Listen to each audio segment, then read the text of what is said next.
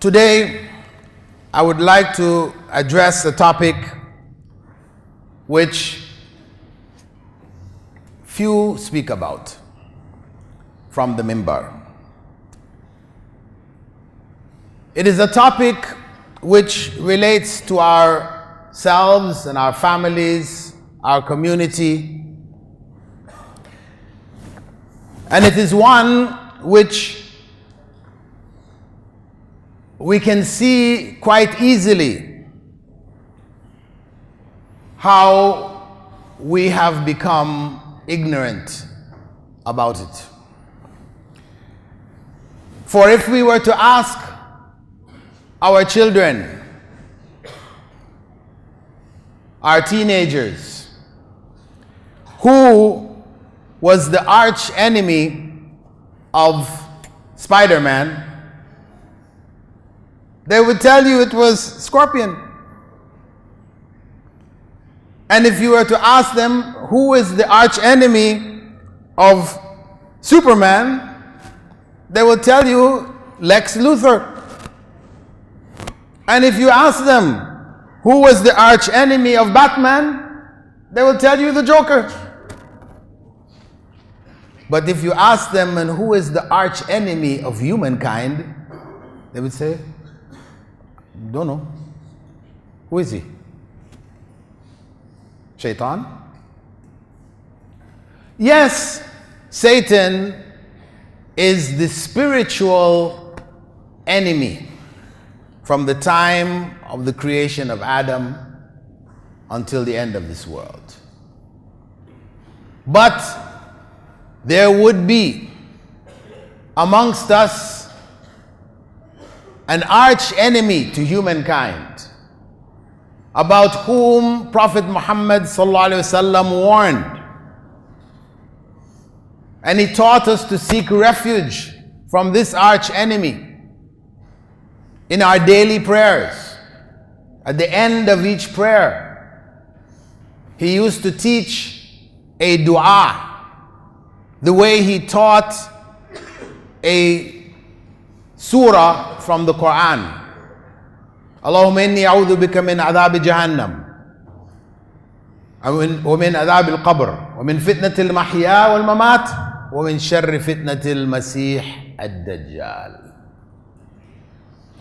Oh Allah, I seek refuge in you from the hellfire, the evils, trials of the grave, the trials of living and dying, and from the trial of the Antichrist, Al-Masih Ad-Dajjal.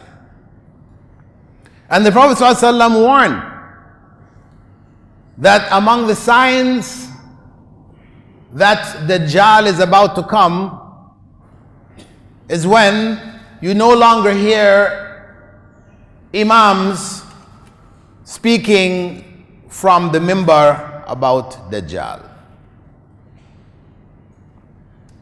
Can you remember the last time you heard about Dajjal from the minbar? We're getting close. The Prophet ﷺ told us that from the time of the creation of Adam until the last day, the greatest trial that humankind would face would be that of Al-Masih Ad-Dajjal. So this tells us the magnitude of this trial. And it is important for us to know it, to understand its elements, to be able to inform our families, our communities, that they would be ready when the Dajjal appears. And the Prophet ﷺ thought at one point that one of the people in Medina was Al-Masih Ad-Dajjal. Growing up, a boy. But when he tested the individual, he came to know it wasn't. So it means that the time of its coming is not something that can be guessed about. Recently I was following some programs on YouTube, checking out some programs, and I came across a program on Dajjal in which the presenter was presenting that Dajjal was the UK. Britain was Dajjal. And he went to the hadiths and he interpreted them this way and that way to give you the idea, the UK is Dajjal. And I remember years back, there was a book which I had read on Dajjal, which was saying the television is Dajjal. Because Dajjal is described as blind in one eye. He's only looking through one eye. They say, okay, that television is that eye looking at you. You're watching it, but it's watching you. And this was an argument. But the reality is that when we look at what Prophet Muhammad ﷺ said regarding Dajjal, he described him as a human being. He described his face, his complexion, his hair, how he walked, his body build, everything. He described a human being. He said he was blind in the right eye. He could see through the left eye, but the left eye was cloudy, green tinged. The color of his skin was ruddy white, like the people of the north, Finland, UK.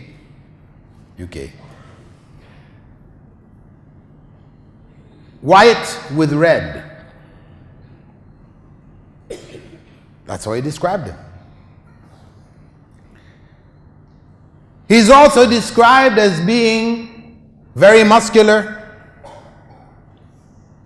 wide neck, wide stance when he stood, when he walked, his feet were not close together. You know, like the bodybuilders, when they pump themselves up when they walk. Something like that. He described him this way. That his hair was curly, locks, which would curl on each other as if they were snakes. Not that they were snakes, but as if. And he would be sterile. He would have no children. So we're talking about a human being. And in fact, he even went on to say that he resembles most Abdul Uzza ibn Qatan from the Mustalaq tribe, clan of the Khuza'a tribe, who died in pre-Islamic times. He described an individual, what he looked like. The fact that he said the word kafir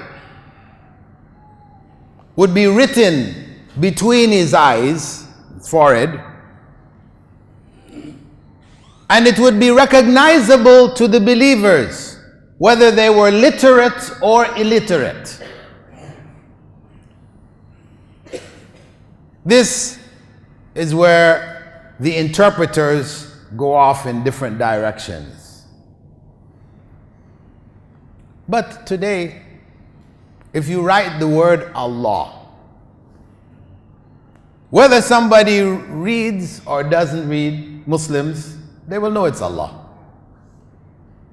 You don't have to be literate to recognize Allah when it's written. It's so widespread amongst Muslims. In any case, if it is miraculous that Allah gives Muslims that awareness, and this is practicing Muslims, that awareness, that is a miraculous protection which Allah will give the believers. At any rate, the coming of Dajjal is preceded by another figure known as the Mahdi. He is not Imam Mahdi of the Shia, who they claim will come back, who was in a tunnel, disappeared. He would return, and the first thing he would do would be go to Medina and to dig up the graves of Abu Bakr and Umar and beat them. That's their story. We don't believe that. The Mahdi, Prophet Muhammad ﷺ told us, would be an individual who would come even if there's only one day remaining in this life. This individual would have the name of the Prophet ﷺ, Muhammad, and the name of his father, Abdullah, and he would have a wide forehead. He described him, so we know it's not symbolic. And he would engage in a battle. The Western civilization, Christian civilization, refers to it as Armageddon, the ultimate world war. And he would defeat them. And he would retake Constantinople. So we know Constantinople will be taken away from Muslims after having taken it. And the Prophet ﷺ informed us that just prior to the appearance of Dajjal, 3 years prior, there would be drought across the world. The first of the 3 years, there would be no rain on 1/3 of the earth. Allah would hold the rain back from 1/3 of the earth. Drought would begin on a massive scale. In the second year, 2/3 of the earth, rain would not fall. Drought, hunger, spreading. The third year, there would be no rain anywhere on the earth. No rain anywhere on the earth. And it is at that point, the war of Armageddon ends. The Mahdi begins ruling the earth, bringing justice back into the world. And it is at that point that Ad-Dajjal will appear from Khurasan. Khurasan, which refers to modern day Iran, Turkmenistan, and Afghanistan. It's the region covering all three of those countries. Not the town in Iran, which is called Khurasan. Now, and his followers will be from all groups. Some people hear it's that his followers will be Jews. Well, there will be Jews among them. But there would be among them many Muslims, people with Muslim names, in the hundreds and thousands. And of course the Christians, they will be flocking behind him because he is bringing the very claim that they make, that Jesus alayhi salam was God. That would be the claim. That's their claim. Jesus was God. And at Dajjal, he is referred to as Al-Masih Ad-Dajjal, the Messiah, the fake, the false Messiah. And his da'wah, different from the Dajjalun about whom the Prophet ﷺ had said there would be 40, around 40 of them who would appear, each one claiming that he was a messenger of Allah. No. A Dajjal will be telling people that he is God. He is Christ, the God. Which is what Christians believe. Christ, Jesus Christ, is God. Son of God who is God. How that is, Allah knows best. So he will be coming at a time when there is massive drought in the earth, world wars have taken place, people are in a state of desperation, weakness, and he will be bringing with him, as the Prophet ﷺ said, food like a mountain of meat and bread. And people at that time of starvation will be offered, you believe in me, and you eat. You believe in me, and I will command the skies to rain, and it will rain where you are. You believe in me, and I will command the earth to bring out its treasures, and you will be supremely rich. And this is the trial of that time. I ask Allah subhanahu wa ta'ala to give us the strength of Iman to be able to face that time. To forgive us for our negligence with regards to our religion at this time. And we ask Allah to forgive our close ones who have passed away, and we ask Allah to protect our children. أقول قولي هذا واستغفر الله لي ولكم لسائر المسلمين من كل ذنب فاستغفروه إنه هو الغفور الرحيم. Ask forgiveness from Allah, for only He can answer our prayers. Dajjal's reign will be for 40 days. The first of those days, Prophet Muhammad ﷺ said, would be the length of a year. The second would be the length of a month. The third would be the length of a week. And then the rest of the days would be like our days. Of course, when the Prophet ﷺ informed that the first day would be the length of a year, the sun would not set for a year. What concerned the Sahaba the most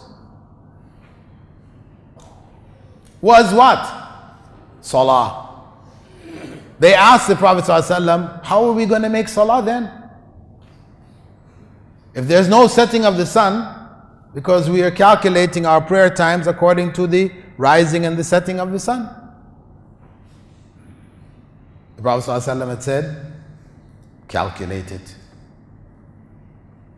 They didn't ask him, how are we going to calculate it? But they understood that when the time comes, we'll be able to calculate it. And alhamdulillah, if you have al-Fajr watch or al-Asr watch, it's all calculated for you. Allahu Akbar. But that was their concern. Their main concern, Salah.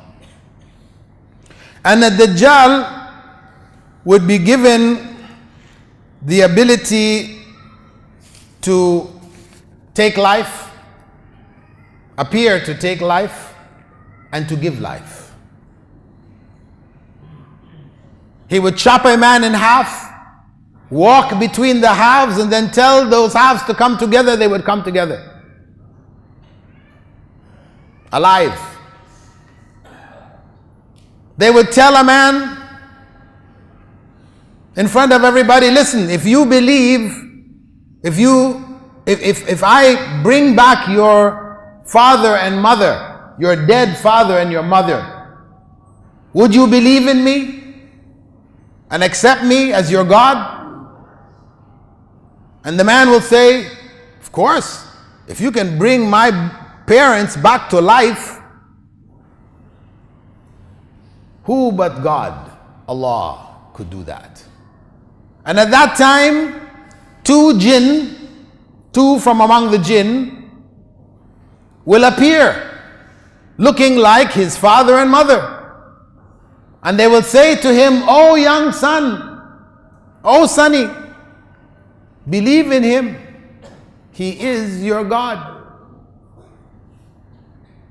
Will we be able to face that? Will we be able to hold on to faith at that time? This is the question. And Dajjal, in spite of all that happens, the powers that he has, his time will come to an end. He will surround the forces of the Mahdi. Eventually, over those years, the period of his reign, they have been fighting. He finally surrounds them in Jerusalem, and at the time when he is about to come and enter Jerusalem and finish them off, Prophet Isa will descend near Damascus, and he will join the Mahdi in prayer, lead the prayer, and then lead the fight against Dajjal. He will chase Dajjal. Dajjal will see him and he will run. He will chase him until he catches him and kills him with his own hand, with a spear. And that is the end of the trial. What did the Prophet ﷺ advise us in those times? He advised us fundamentally to cling firmly to Islam. As he said, you hold on firmly to the Book of Allah and my Sunnah, and you will never go astray. Your faith will remain firm at the most difficult of times.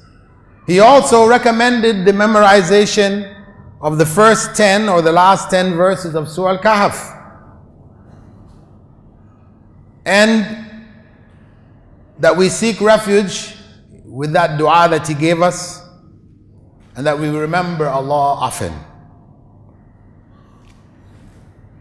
And he warned us that if we hear of the Dajjal in a particular place, we should not try to meet him and challenge him, as some among the righteous Muslims would. He told us to flee, because people will come to him thinking they could stand against him, and he will turn them into his followers. So it is for us to hold on firmly to our deen, to know the reality of Dajjal, and have our children know it. Know it the way they know the superheroes and their archenemies. Know it better, because it's real. The superheroes are fake. Entertainment, better avoided. Dajjal has plenty of information. And I ask Allah subhanahu wa ta'ala to hold the ummah together, to keep them strong in these times and in the times to come, to protect the ummah from its enemies, global enemies that are trying to hold Islam down. Islam which cannot be held down. Islam which is on the rise everywhere. The struggles that we face are the necessary struggles, indicating that Islam is getting stronger and stronger. We ask Allah subhanahu wa ta'ala to protect all of our helpless Muslim brothers and sisters suffering in Myanmar, in Syria, Afghanistan, wherever they're suffering. We ask Allah to protect them, to forgive us for not being able to help them the way that we should as an ummah. But we must do whatever we can as individuals. ربنا آتنا في الدنيا حسنة وفي الآخرة حسنة وقنا عذاب النار ربنا لا تزغ قلوبنا بعد إذ هديتنا وهب لنا من لدنك رحمة إنك أنت الوهاب.